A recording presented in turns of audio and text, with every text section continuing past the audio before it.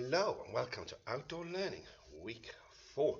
We're on the trail of the Holy Grail, and this week we're looking at a knight in shining armour. So, we are going to be planning some writing, developing some sequences into a narrative, using some non-narrative writing.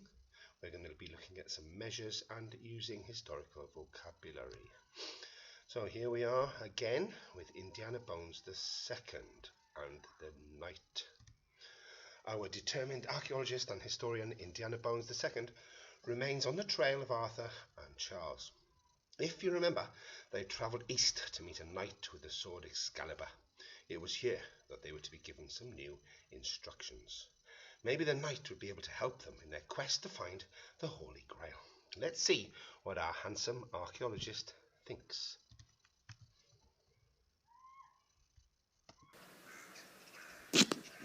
Hello, Indiana Bones II here, historian and archaeologist on the trail of Arthur and the Holy Grail. Now, we find ourselves on the next part of our journey, where Arthur and Charles the Candlemaker are going to find the mysterious knight.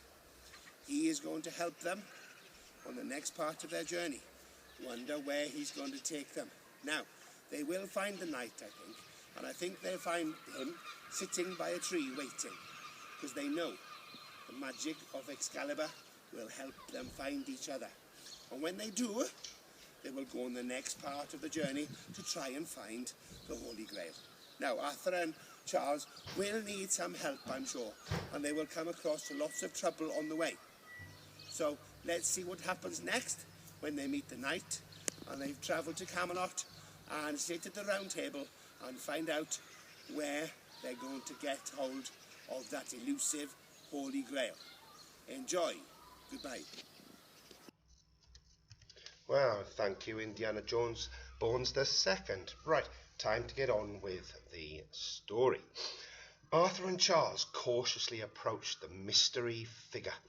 As they neared, he raised his head and gripped his shining sword tightly. "Halt!"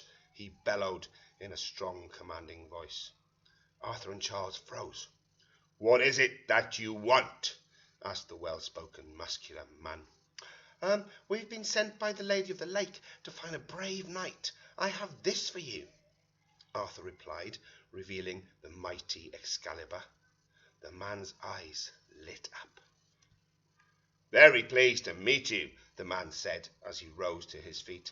"I am Sir Cumference, Knight of the Round Table at Camelot.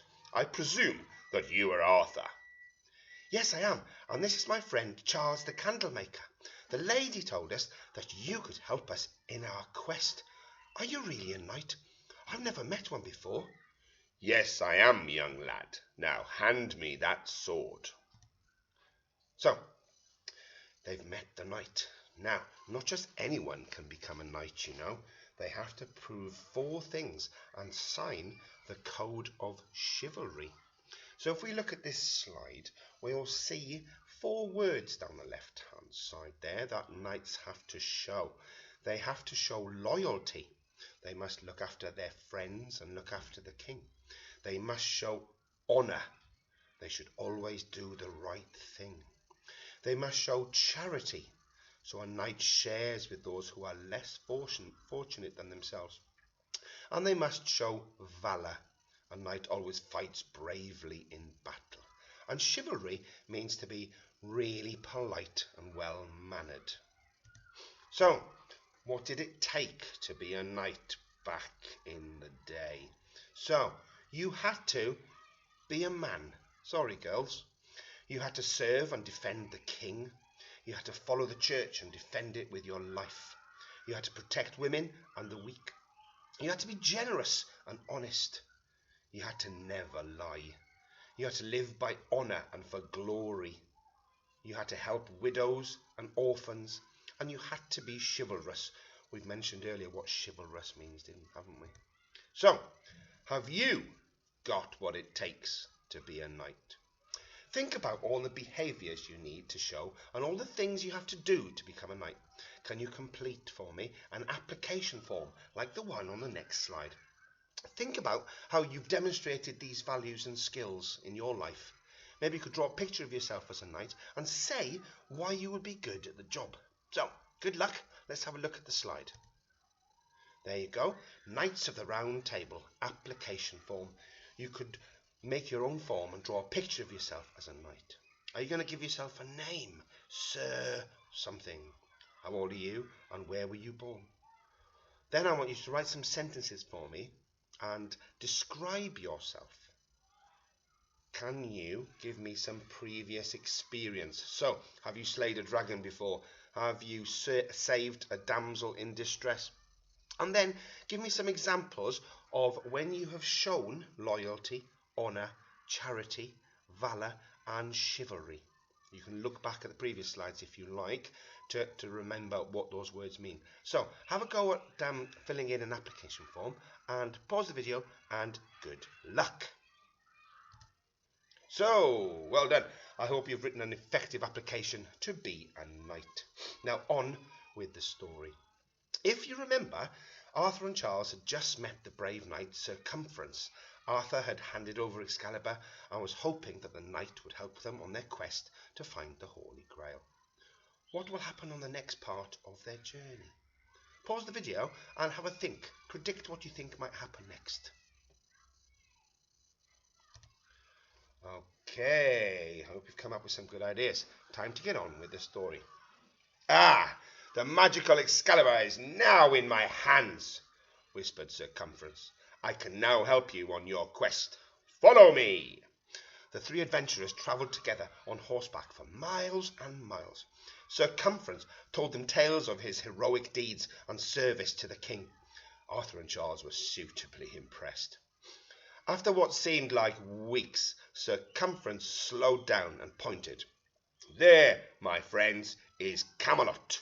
We need to visit the Round Table. Arthur and Charles followed Circumference into the giant hall. Huge chandeliers hung from the high ceiling, candles flickered on the walls, and shadows crept everywhere. In the middle stood a very large, round, wooden table. 11 impressive-looking knights sat around it. There was one empty chair. Circumference walked up to it and sat down. My fellow knights, these chaps are in search of the Holy Grail.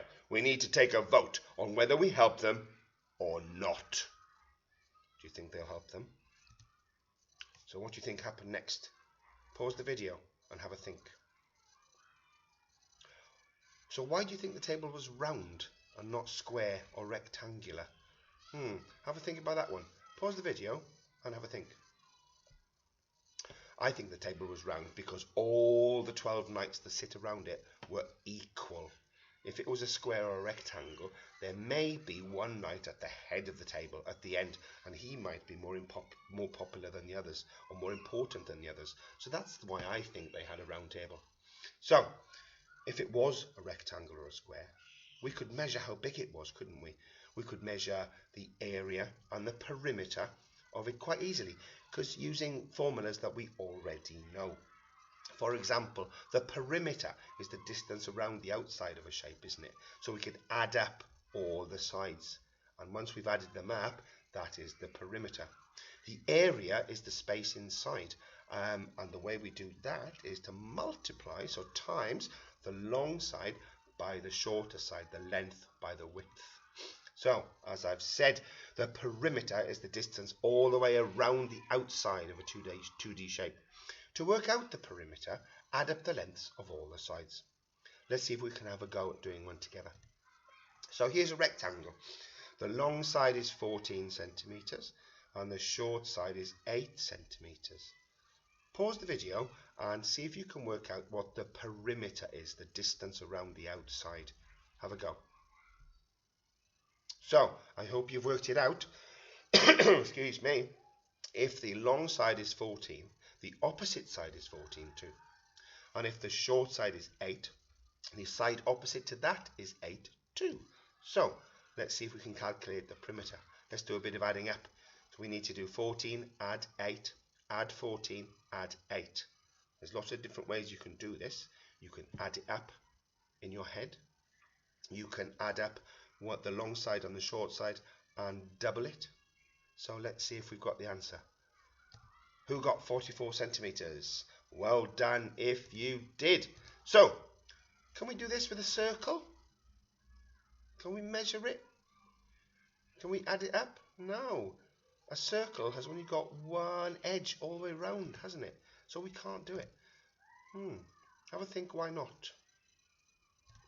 We need to find another way, really, don't we? So let's see if we can find out the distance around the huge round table. Circumference and the other 11 knights all sit around the table. The 12 knights are all 6 feet apart. Can you calculate the distance around the whole table? What information do we need? There's the round table. On the blue triangles are the 12 knights. They all sit 6 feet apart, the same distance.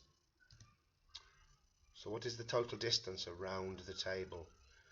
So it's 6, then 6, then 6, then 6, 12 times. How can we calculate the circumference? That's the word we use to describe the distance around the outside of a circle.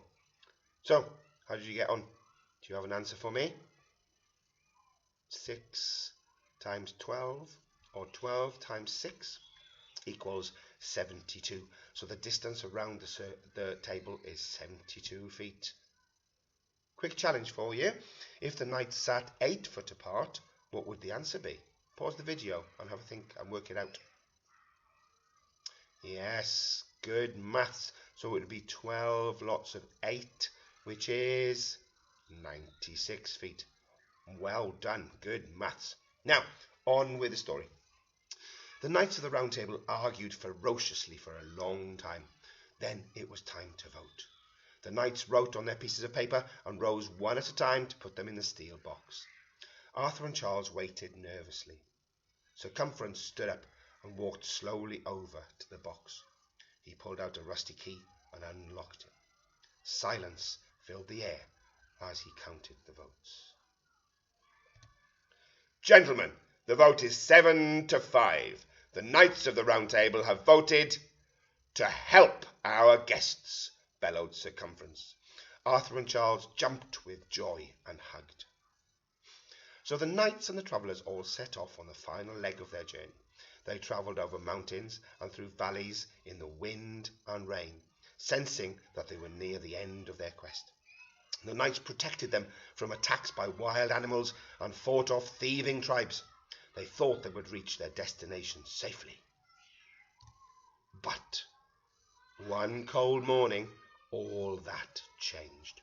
Out of nowhere, a huge angry dragon swooped down on them, breathing fire and roaring loudly. They all rode quickly for cover. The dragon kept coming back with furious flames, but the knights fought it off heroically. Eventually the dragon tired and disappeared over the horizon. "Oh, that was close," gulped Arthur. "It was indeed," replied the knight. "That was Smorglen the dragon. He guards the ancient church, where the Grail is said to be hidden. We must be close." But not that close, as that's all for this week. Sorry. Now it's your turn again. You'll need to think about planning and writing the next part of your story. So, think about meeting the knight and setting off on your journey. Where do you go to and who do you meet? What happens at the Round Table in Camelot? What dangers do they face on their second journey? Do they meet a dragon or some other fierce creature? And where is the Grail hidden? Is it in an ancient church or is it somewhere else? You can use your own ideas. So as usual, here's your planning grid. I've included some of the ideas from my story. Can you include your ideas? Okay, and then maybe some key vocabulary you're going to use down the right hand side. So, make sure you get planning and good luck with your writing. Remember to spend lots of time thinking and planning so you have some good ideas. Then get your writing down, get it organized in a good sequence so your story continues. Get writing, and I will see you all next week.